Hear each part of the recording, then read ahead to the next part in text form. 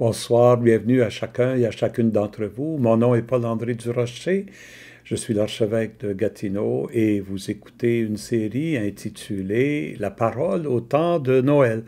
Aujourd'hui, mercredi 30 décembre, nous sommes au 6e jour dans l'octave de Noël.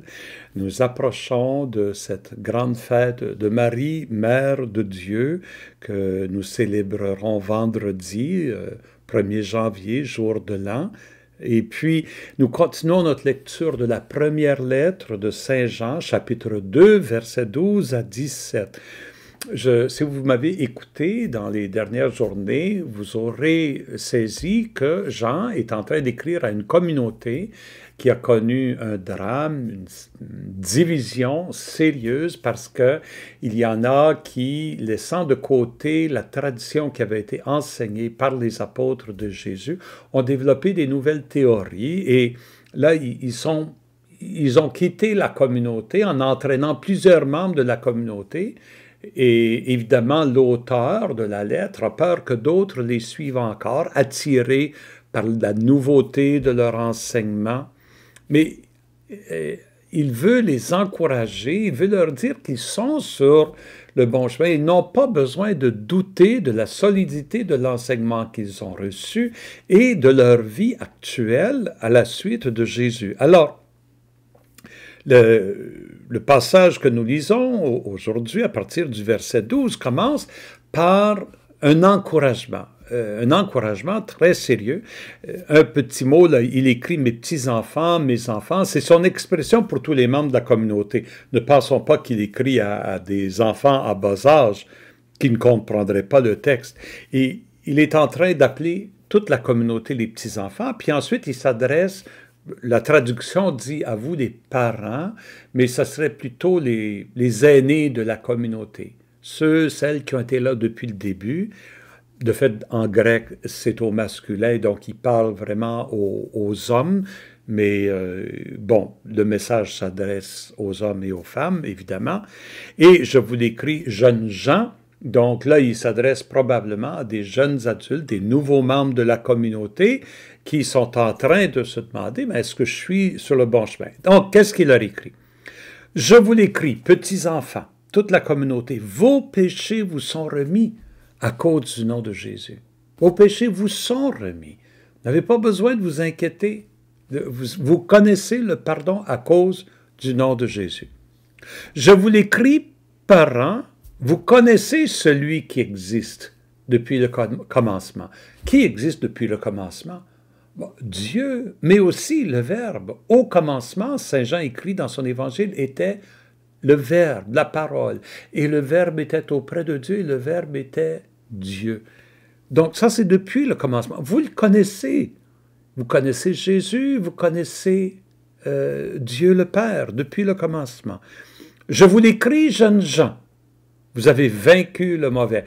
C'est un peu à des jeunes gens, là, dans la fleur de l'âge, là, tu sais, l'idée de la conquête, de la force, de gagner le combat, là. Oui, ça les intéresse. Vous avez vaincu le mauvais. Et il dit ça au passé, vous l'avez vaincu, vous avez triomphé du mauvais. Et là, il recommence. Une autre série où il répète pratiquement la même chose. Je vous l'ai écrit, là, il dit, je vous l'ai écrit. En autres mots, je vous le dis maintenant, mais je vous l'ai déjà dit. C'est un message qui vient depuis longtemps. Je vous l'ai écrit, enfants, vous connaissez le Père. Dans la première série, il avait dit, vous avez le pardon au nom de Jésus et vous connaissez le Père maintenant.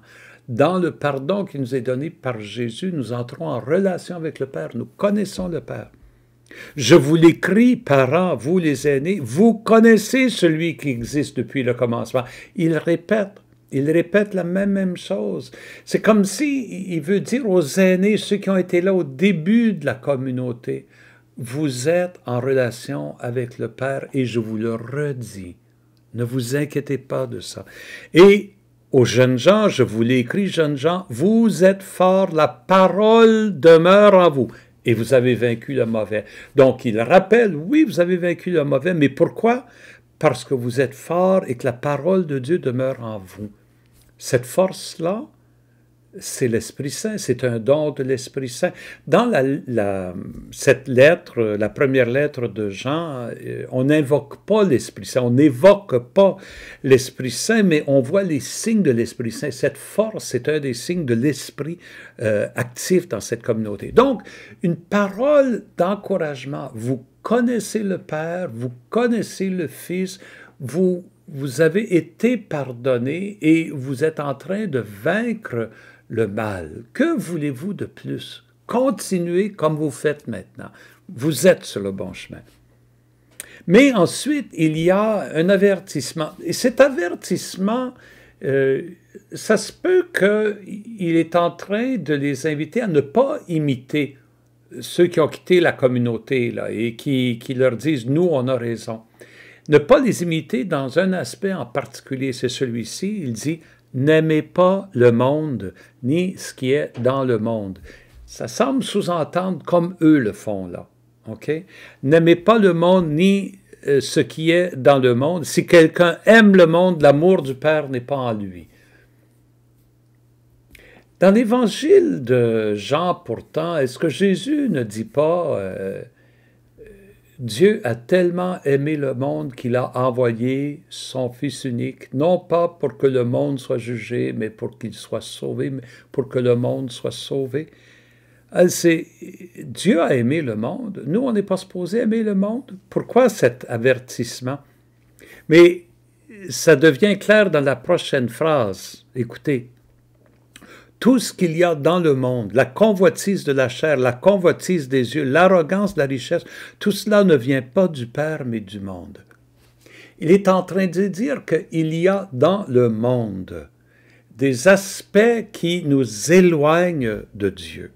La convoitise de la chair, la convoitise des yeux, l'arrogance de la richesse. Il nomme ces trois-là. Qu'est-ce que ça peut vouloir dire? Peut-être sous la convoitise de la chair, on peut penser à tous les plaisirs que ce monde peut nous offrir au niveau de notre corps, les plaisirs charnels, que ce soit la boisson ou la nourriture, la drogue, le sexe, tous ces plaisirs-là. Il dit ça, de nous investir là-dedans, d'en faire le sens de notre vie, ça nous éloigne de Dieu. La convoitise des yeux, c'est intéressant, les Grecs avaient un grand amour pour la beauté, hein, la sculpture, l'architecture, les belles personnes. Hein, quand on regarde les statues grecques, c'est tout du beau monde. C'est cette apparence, l'attirance par l'apparence, la belle apparence, comme les Italiens disent, la bella figura. Ça aussi, de vivre seulement la surface, à l'apparence des choses, peut nous éloigner de Dieu. Et l'arrogance de la richesse, hein, de chercher à être riche, à posséder beaucoup de biens pour être capable de se vautrer, se gausser, se dire que je suis meilleur que les autres parce que je suis riche. Oui, c'est ça ce qui, dans le monde, il ne faut pas aimer.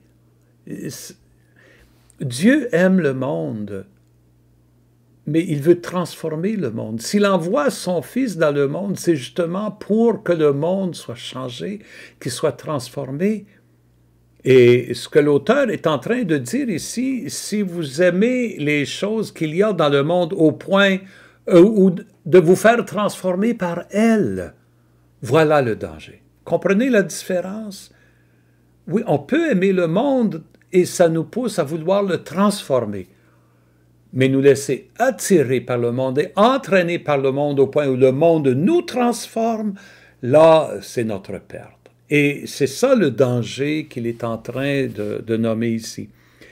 J'ai entendu le cardinal de Québec, Monseigneur Gérald Lacroix, dire une fois, c'est une expression que j'ai trouvée charmante, il dit « Dieu t'aime tel que tu es, mais il t'aime tellement qu'il ne veut pas te laisser tel que tu es. » Dieu veut nous transformer en son image.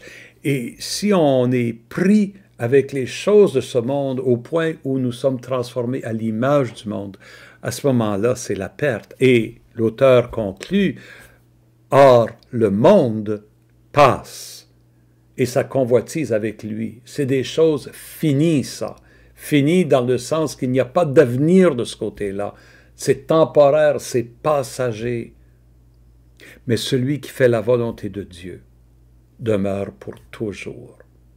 Celui qui fait la volonté de Dieu demeure pour toujours. Si vous cherchez ce qui a une valeur éternelle, vous le trouverez en Dieu, dans sa parole, dans son enseignement, dans l'amour qu'il veut nous donner et dans l'amour qu'il nous invite à avoir les uns pour les autres. Donc un double message dans ce texte. D'une part, oui, vous êtes sur le bon chemin, vous êtes sur la bonne voie, vous connaissez le Père, vous vivez dans le pardon du péché, vous surmontez le mal et vous êtes fort en lui, qui est notre force. Mais un avertissement, ne faites pas comme les autres, ne vous laissez pas tenter par les choses de ce monde au point où vous vous laissez transformer par le monde. Gardez Dieu au cœur de votre vie, aimez le monde avec le Seigneur pour le transformer, pas pour vous laisser transformer par lui. Passons à l'Évangile. Comme hier, l'Évangile d'aujourd'hui est une reprise de l'Évangile qu'on a lu dimanche. Si vous vous rappelez, dimanche, c'était la présentation de Jésus au temple et on a vu les deux personnes âgées, Siméon et Anne, célébrer Dieu, louer Dieu. On a lu ça dimanche. Et hier, on a relu le texte concernant Siméon et aujourd'hui, c'est le texte concernant Anne. Et si vous voulez revoir la présentation que j'ai faite dimanche, je vais mettre le lien dans la description en dessous de cette vidéo. Vous irez cliquer là et vous avancerez au moment où je parle de Anne et vous aurez un commentaire sur ce texte. Ce que j'aimerais faire aujourd'hui, c'est tout simplement ceci. Anne, Luc ne nous dit pas grand-chose d'elle, sauf qu'elle a été mariée 7 ans. 7 ans, et là, son mari est décédé. Et elle est veuve depuis ce temps-là, et maintenant, elle a 84 ans. Et qu'est-ce qu'elle fait? Elle ne s'éloigne pas du temple, elle sert Dieu jour et nuit dans le jeûne et la prière. Et en arrivant au moment où Jésus est présenté au temple, elle proclame les louanges de Dieu. Elle parle de l'enfant à tous ceux qui attendent la délivrance de Jérusalem. Laissez-moi vous dire un mot à propos des veuves au temps de Jésus. Être veuve, ça voulait dire vivre dans la pauvreté. Un veuf avait toujours un statut et il pouvait gagner sa vie, il pouvait se remarier aussi, mais il pouvait prendre soin de lui-même. Une veuve n'avait pas cette chance-là. La femme, à l'époque de Jésus, elle n'avait de statut qu'en lien avec son mari, et sa subsistance dépendait de son mari. Et si une femme se retrouvait veuve, elle pouvait peut-être dépendre sur un fils si elle avait un fils. Dans l'évangile de Jésus, nous voyons justement une veuve qui a un fils, la veuve de Naïm, et Jésus la rencontre au moment où elle s'en va enterrer son fils unique. Et la peine de cette femme n'est pas seulement la peine de perdre son enfant, son seul enfant, mais aussi la peine de savoir qu'elle, devant elle, c'est une vie d'indigence, de pauvreté profonde, c'est ça ce qui l'attend. Et Jésus, par compassion pour cette femme, redonne la vie à son fils et il le remet à sa mère. Il y a une autre place où il y a une veuve dans l'histoire, dans l'évangile de Luc. C'est une parabole que Jésus raconte. Il raconte l'histoire de cette veuve qui cherche justice, mais le juge ne se préoccupe pas d'elle. Elle n'a pas de statut, elle n'a pas d'importance, c'est une veuve. Alors il ne se préoccupe pas d'elle. Alors elle va à sa maison de nuit, cogner à la porte, crier « Rends-moi justice, rends-moi justice » finalement. Il dit, elle me casse la tête, cette femme, je vais lui rendre justice pour qu'elle me fiche la paix. Mais c'est déjà dans cette parabole-là, Jésus raconte l'histoire pour dire, si le juge répond à cette femme-là, combien plus Dieu va répondre à nos prières à nous. Mais ça nous fait prendre conscience de la précarité de la vie de cette veuve-là, de toutes les veuves, qui ne peuvent même pas avoir justice devant les tribunaux parce que les juges ne se préoccupent pas d'elles. Il y a une troisième fois où Jésus parle d'une veuve dans l'évangile de Luc. C'est la semaine avant sa passion, il est au temple, les disciples sont en train d'admirer le temple, et il y a une veuve qui dépose une piécette, la plus petite pièce d'argent qu'il y a, qu'il dépose dans le tronc du trésor du temple.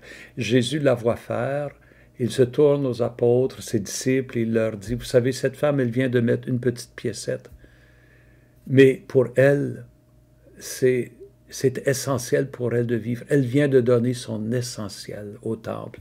C'est beaucoup plus que les millionnaires qui viennent donner des centaines, des millions, même des milliers, même des millions de dollars, parce qu'eux donnent de leur superflu. Elle donne de son nécessaire.